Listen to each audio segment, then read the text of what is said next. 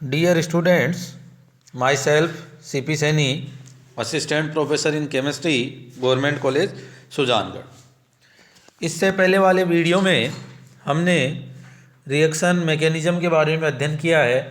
उसमें अपने टॉपिक चल रहा था इंटरमीडिएट्स, जिसमें हमने कार्बोकेटाइंस एंड कार्बन आयंस के बारे में स्टडी की है। आज हम फ्री रेडिकल या मुक्त मूलक के बारे में अध्ययन करेंगे। तो सबसे पहले तो हम इसकी डेफिनेशन देखें कि मुक्त मूलक क्या होते हैं। मुक्त मूलक या फ्री रेडिकल, जैसा कि इसके नाम से ही है कि जिनके ऊपर एक फ्री इलेक्ट्रॉन हो, उन्हें मुक्त मूलक कहते हैं। तो वे परमाणु या परमाणुओं के समूह हैं जिन पर एक विषम इलेक्ट्रॉन मीन्स एक फ्री इलेक्ट्रॉन हो, सिंगल इलेक्ट्रॉन हो, जिसको डॉट लगाकर रिप्रेजेंट करते हैं। विषम इलेक्ट्रॉन होता है मुक्त मूलक या फ्री रेडिकल कहलाते हैं। तो फ्री रेडिकल का फॉर्मेशन किस तरह से होगा, जैसा हमने बॉन्ड क्लीवेज में देखा था। बॉन्ड क्लीवेज दो टाइप के होते हैं, होमोलाइटिक एंड हेट्रोलाइटिक। तो होमोलाइटिक में हमने पढ़ा कि बॉन्ड के इलेक्ट्रॉन का इक्वल डिस्ट्रीब्यूशन हो, अर्थात बॉन्ड में दो इलेक्ट्रॉन है जिनमें से एक इलेक्ट्रॉन एक परमाणु पर तो दूसरा दूसरे परमाणु पर चला जाता है। तो होमोलाइटिक क्लीवेज से फ्री रेडिकल का फॉर्मेशन होता है। तो इसको हमने रिएक्शन के रूप में रिप्रेजेंट किया है कि कार्बन और कार्बन के साथ क्या जुड़ा हो, X। तो देखो, दोनों को हमने हाफ हेडेड एरो से रिप्रेजेंट किया है। एक इलेक्ट्रॉन X पर तो दूसरा इलेक्ट्रॉन कहाँ चला जाता है, कार्बन पर। तो इससे फ्री रेडिकल का फॉर्मेशन होता है। तो फ्री रेडिकल के करैक्टर क्या क्या होंगे, ये अयुग्मित या विषम इलेक्ट्रॉन युक्त स्पीसीज होगी। इसमें 7 इलेक्ट्रॉन युक्त स्पीसीज। इसमें हम कार्बन को एग्जाम्पल के रूप में लेकर चल रहे हैं। तो कितने इलेक्ट्रॉन होंगे, 7 इलेक्ट्रॉन युक्त स्पीसीज। थर्ड है कि इसमें अनपेड इलेक्ट्रॉन या अयुग्मित इलेक्ट्रॉन होने के कारण ये हाईली रिएक्टिव व लेस स्टेबल होता है। क्यों? क्योंकि इसकी टेंडेंसी क्या होती है कि ये जो अनपेड इलेक्ट्रॉन है, इसको पेयरिंग करने की टेंडेंसी होती है। तो पेयरिंग करने के लिए ये क्या होता है, हाईली रिएक्टिव होता है। और हाईली रिएक्टिव है तो स्टेबिलिटी क्या होगी, लेस हो जाएगी। इसका संकरण sp2 हाइब्रिड है। ज्योमेट्री ट्राइगोनल प्लेनर होती है। जैसे कार्बोकेटाइन की ज्योमेट्री है, सेम उसी तरह से कार्बोकेटाइन में जो p ऑर्बिटल है वो वैकेंट रहता है। फ्री रेडिकल में सिंगल इलेक्ट्रॉन उसमें प्रेजेंट रहता है। नेक्स्ट है टाइप ऑफ फ्री रेडिकल्स। जैसा हमने कार्बोकेटाइन और कार्बन आयन में पढ़ा है, सेम उसी तरह से इसके टाइप्स हैं। एक इंटरमीडिएट को आप अच्छे से पढ़ लेंगे, उसके बाद उसी स्टेप्स में अन्य की भी स्टडी करनी है। तो देखो, हमने primary carbocation, primary carbon ions पढ़ा है। तो उसी तरह से प्राइमरी फ्री रेडिकल कि जिस कार्बन पर फ्री रेडिकल प्रेजेंट है वो किसी अन्य कार्बन या किसी कार्बन से जुड़ा हुआ नहीं हो। दोनों कंडीशन हो सकती हैं कि या तो किसी भी कार्बन से जुड़ा हुआ नहीं हो या केवल एक अदर कार्बन से अटैच हो। वो क्या होंगे, प्राइमरी फ्री रेडिकल। जब अयुग्मित इलेक्ट्रॉन प्राथमिक कार्बन पर उपस्थित हो उसे प्राथमिक मुक्त मूलक या प्राइमरी फ्री रेडिकल कहते हैं। जैसे एग्जांपल है CH3 के ऊपर रेडिकल, CH2 पे रेडिकल से जोड़ दिया CH3, केवल एक अन्य कार्बन से जुड़ा है। सेकंड है द्वितीयक मुक्त मूलक, जब अयुग्मित इलेक्ट्रॉन सेकेंडरी कार्बन पे हो। सेकेंडरी कार्बन मीन्स कि जिस कार्बन पर फ्री रेडिकल है वो दो अन्य कार्बन से जुड़ा हो, उसे नाम देंगे हम सेकेंडरी फ्री रेडिकल। इसका एग्जांपल CH3 पर रेडिकल, फिर दो अन्य कार्बन इसके साथ अटैच कर दिए। थर्ड है टर्सरी फ्री रेडिकल कि फ्री रेडिकल टर्सरी कार्बन पर प्रेजेंट हो या फ्री रेडिकल वाले कार्बन से 3 अन्य कार्बन जुड़े हों। फॉर एग्जांपल C रेडिकल बनाया, फिर CH3 CH3 CH3 तीनों तरफ जोड़ दिया। इस तरह से फ्री रेडिकल 3 प्रकार के हो जाते हैं, primary, secondary and tertiary. Next है फॉर्मेशन ऑफ फ्री रेडिकल या मुक्त मूलकों का निर्माण। देखो, समास विखंडन या होमोलाइटिक क्लीवेज में हमने बात की थी कि फ्री रेडिकल का फॉर्मेशन की बात जब आती है तो जो भी रिएक्शन है उसमें हम इजीली आइडेंटिफाई कर सकते हैं कि ये फ्री रेडिकल के थ्रू होगी या इसमें आयनिक स्पीशीज बनेंगे। तो यदि रिएक्शन पर ट्राइंगल बना रखा हो जो टेम्परेचर को रिप्रेजेंट करता है, या एच न्यू की कंडीशन लिख रखी हो जो सनलाइट को रिप्रेजेंट करता है, या परोक्साइड, तीनों की प्रेजेंस में फ्री रेडिकल का फॉर्मेशन होता है।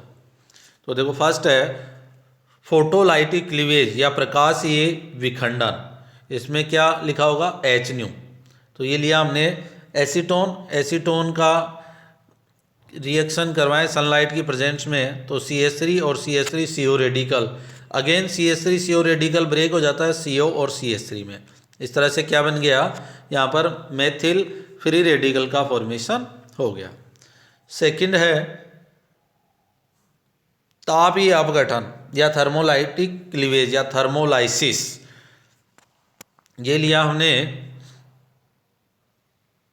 PHCOOCOPH, मतलब परोक्साइड लेकर हम चल रहे हैं यहाँ पर। इसकी reaction in presence of temperature, तो ये ब्रेक होगा पहले PHCOO रेडिकल में, फिर यहाँ ये ब्रेक हो जाएगा, इसमें से CO2 निकल करके PH रेडिकल भी फॉर्मेशन हो सकता है, पर PH रेडिकल अनस्टेबल है इसलिए ये कहाँ PHCOO फ्री रेडिकल पर रुक जाएगी रिएक्शन। इस तरह से दो फ्री रेडिकल का फॉर्मेशन हो जाएगा। नेक्स्ट है, ये बहुत बार पूछा जाता है एग्जाम में, AIBN एजो बिस आइसोब्यूटायरोनाइट्राइल। AIBN की फुल फॉर्म है एजो बिस आइसोब्यूटायरोनाइट्राइल, मतलब आइसोब्यूटायरोनाइट्राइल की दो यूनिट जुड़ी हुई हैं और बीच में एजो बॉन्ड है। एजो बॉन्ड होगा N डबल बॉन्ड N, तो ये है CH3C CH3CN, ये तो आइसोब्यूटायरोनाइट्राइल और फिर इससे N डबल बॉन्ड N और फिर सेम यूनिट, बिस का मतलब कितनी हो गई 2 यूनिट।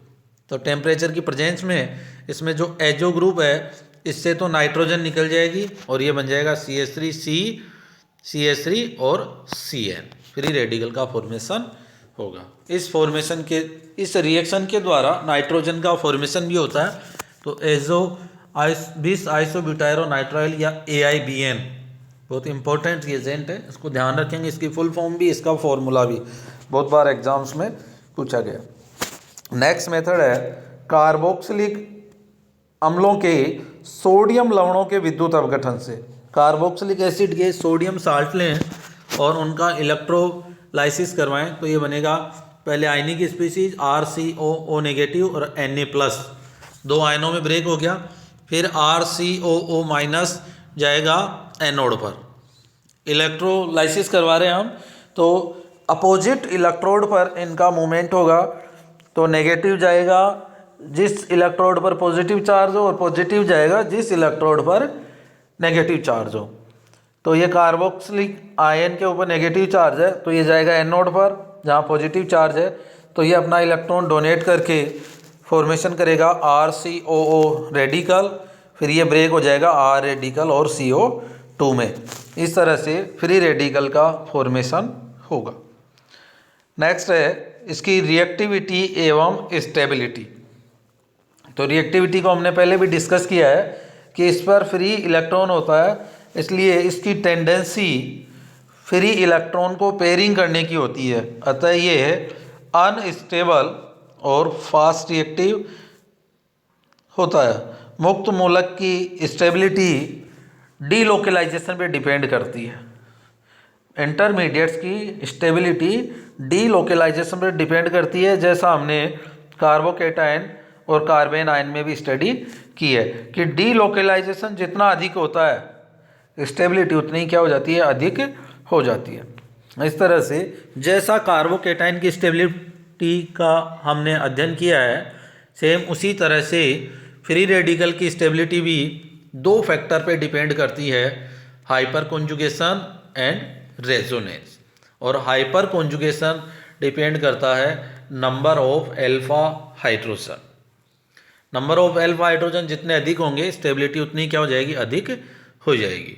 तो मुक्त मूलक पर कार्बन परमाणु के साथ एल्किल समूह अटैच होने पर हाइपर कॉन्जुगेशन शो करेगा और एल्किल समूह में जितने अधिक अल्फा हाइड्रोजन होंगे इलेक्ट्रॉन का डीलोकेलाइजेशन उतना ही अधिक होगा, जिससे स्टेबिलिटी बढ़ जाएगी। तो देखो इनका स्टेबिलिटी क्रम होगा first tertiary, then secondary, then primary and then methyl radical. Second होगा रेजोनेंस या अनुनाद कि फ्री रेडिकल के साथ कॉन्जुगेशन में पाई बॉन्ड होने पर पी पाई कॉन्जुगेशन के द्वारा फ्री रेडिकल का डीलोकेलाइजेशन होगा, जिससे स्टेबिलिटी बढ़ती है। देखो ये एक चीज़ लिख रखी है पी पाई कॉन्जुगेशन, बहुत बार पूछा जाता है कि रेजोनेंस में कौन सा कॉन्जुगेशन है। तो पी मतलब जो फ्री इलेक्ट्रॉन रिप्रेजेंट है वो कौन से में है, पी में। या कार्बोकेटाइन का वैकेंट ऑर्बिटल कौन सा होता है, पी, और उसके साथ कॉन्जुगेशन में क्या है, पाई। तो इसमें पी पाई कॉन्जुगेशन के द्वारा फ्री इलेक्ट्रॉन का डीलोकेलाइजेशन होता है, और डीलोकेलाइजेशन जितना अधिक होगा स्टेबिलिटी उतनी अधिक हो जाएगी। जैसे कार्बन के साथ 3 बेंजीन रिंग जुड़ी हों तो डीलोकेलाइजेशन 9 स्ट्रक्चर बनेंगी 1 से 3, जैसा हमने कार्बोकेटाइन एंड कार्बेन आयन में बनाई थी। सेकंड होगा जिससे 2 रिंग जुड़ी हों फिर 1 रिंग, और नेक्स्ट है एलाइल फ्री रेडिकल। इस तरह से रेजोनेंस के आधार पर स्टेबिलिटी ऑर्डर इनका होगा। दोनों को मिक्सअप करें तो इनका स्टेबिलिटी ऑर्डर इसमें जैसा कार्बोकेटाइन में कंडीशन लिखी थी कि रेजोनेंस हाइपर कॉन्जुगेशन पर डोमिनेंट होता है। अर्थात यदि कार्बोकेटाइन अपने को मिक्स में दे रखे हों जिसमें रेजोनेंस भी हो हाइपर कॉन्जुगेशन भी हो, तो रेजोनेंस वाले फ्री रेडिकल हाइपर कॉन्जुगेशन की तुलना में मोर स्टेबल होते हैं। अर्थात इनका ऑर्डर क्या होगा, पहले तो रेजोनेंस वाले एलाइल तक, उसके बाद आ जाएंगे tertiary, secondary, primary and methyl radical. Next है reaction of free radical. Free radical की रिएक्शन क्या होंगी कि free radical chain reaction show करता है।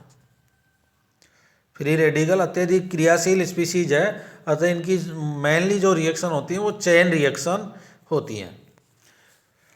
तो देखो इसकी रिएक्शन फर्स्ट है श्रृंखला अभिक्रिया में अन्य मुक्त मूलक से संयोग।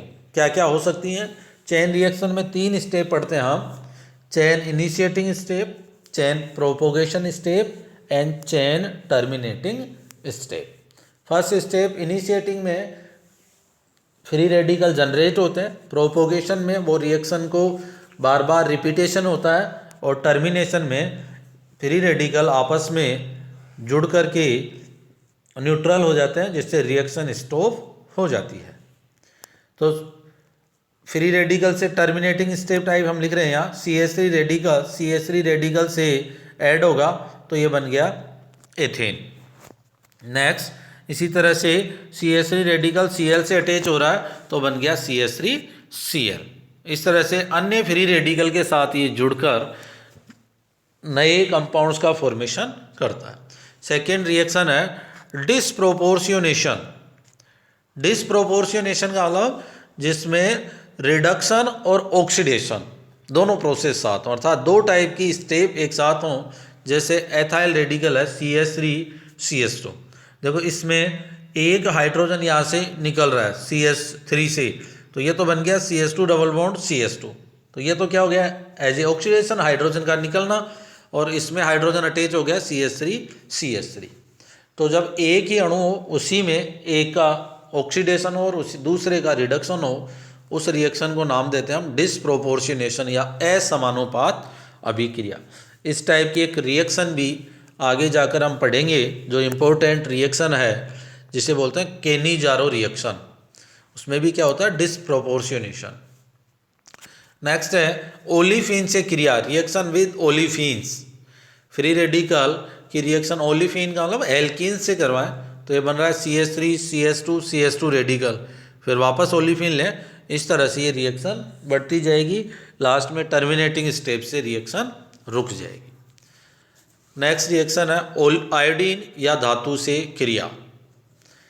फ्री रेडिकल मेटल या आयोडीन से रिएक्शन करके ऑर्गेनोमेटेलिक कंपाउंड्स का भी फॉर्मेशन करते हैं। जैसे आयोडीन से बन जाएगा मेथिल आयोडाइड, यदि जिंक से रिएक्शन करें तो बनेगा डाई मेथिल जिंक। यदि यहाँ पर इथाइल का रेडिकल लें तो बन जाएगा डाई एथिल जिंक, जिसे फ्रैंकलैंड अभिक्रमक भी कहा जाता है। इसी तरह मेथाइल रेडिकल मरकरी से रिएक्शन करके डाई मेथिल मरकरी का फॉर्मेशन करता है। इस तरह से फ्री रेडिकल मेटल्स के साथ ऑर्गेनोमेटेलिक कंपाउंड्स का फॉर्मेशन करते हैं। यह हो गई फ्री रेडिकल की रिएक्शन। इस तरह से ये एक इंटरमीडिएट है अपने पूरा फ्री रेडिकल। इसको बहुत अच्छे से स्टडी करेंगे, साथ में पीडीएफ से भी आप पढ़ेंगे। फिर भी कोई प्रॉब्लम होगी तो हम डिस्कस करते रहेंगे। Thank you.